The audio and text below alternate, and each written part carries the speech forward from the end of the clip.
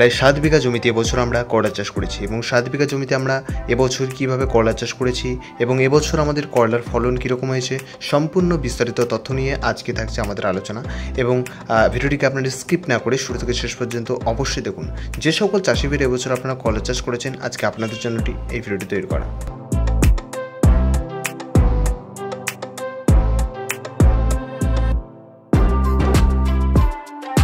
এবছর আমরা প্রায় 7 বিঘা জমিতে করলা চাষ শুরু করেছি। এবছর আমাদের করলার ফলন প্রায় ভালোই এবং উৎপাদন প্রায় আমাদের করলার শুরু হয়ে গেছে। আপনারা দেখছেন আমরা কিভাবে এখানে করলা চাষ করছি এবং পুরো মাচাটি আমাদের প্রায় তৈরি হয়ে গেছে। আপনারা দেখছেন যে পুরো মাচাটি আমরা এবছর সুতো দিয়ে তৈরি করেছি। আপনারাও এভাবে সুতো দিয়ে তৈরি করতে পারেন। আমাদের চ্যানেলে দেওয়া রয়েছে নতুন নতুন ভিডিও সুতো দিয়ে আপনারা কীভাবে মাচা তৈরি করবেন আপনারা সেখানে গিয়ে দেখতে পারবেন, বা আই বাটনে আপনারা ক্লিক করলেই দেখতে পারবেন।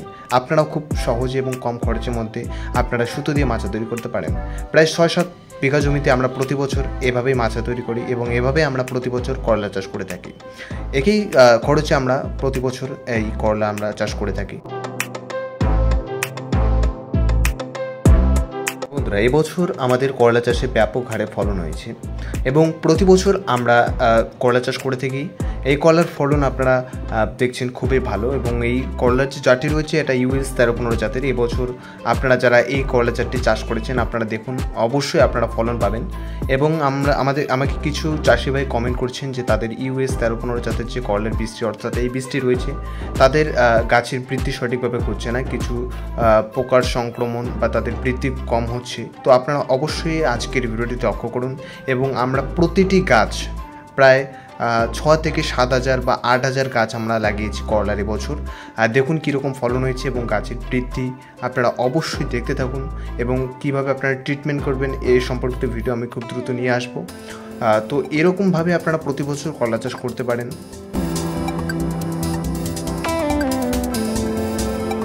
এই করলা চাষে আমরা মাচাটিকে কীভাবে তৈরি করেছি আপনারা অবশ্যই সঠিকভাবে লক্ষ্য করুন এবং কত সুন্দরভাবে দেখুন প্রতিটি গাছের গ্রোথ একদম সমান রয়েছে এবং ফলন প্রতিটি গাছের সমান।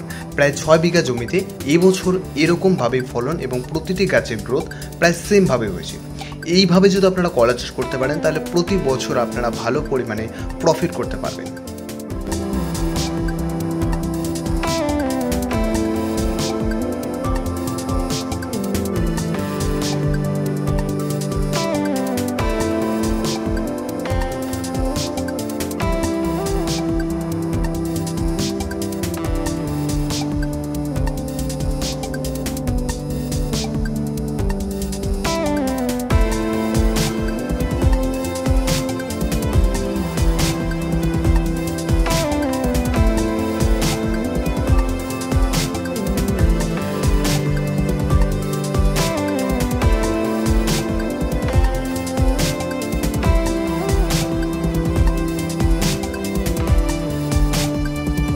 বন্ধুরা, আজকের এই ভিডিওটি এই পর্যন্তই। আজকের ভিডিওটি আপনাদের কেমন লাগলো অবশ্যই কমেন্ট করে জানাবেন। এরকমই নতুন নতুন ফার্মিং অ্যান্ড এগ্রিকালচারের ভিডিওর আপডেট পেতে আপনারা অবশ্যই আমাদের এই শিবম ফার্মিং আইডিয়াস ইউটিউব চ্যানেলটিকে সাবস্ক্রাইব করে পাশে থাকবেন। মনে রাখবেন বন্ধুরা, আপনাদের সাহায্য করাই আমাদের সাফল্য। ভালো থাকবেন, সুস্থ থাকবেন, ধন্যবাদ।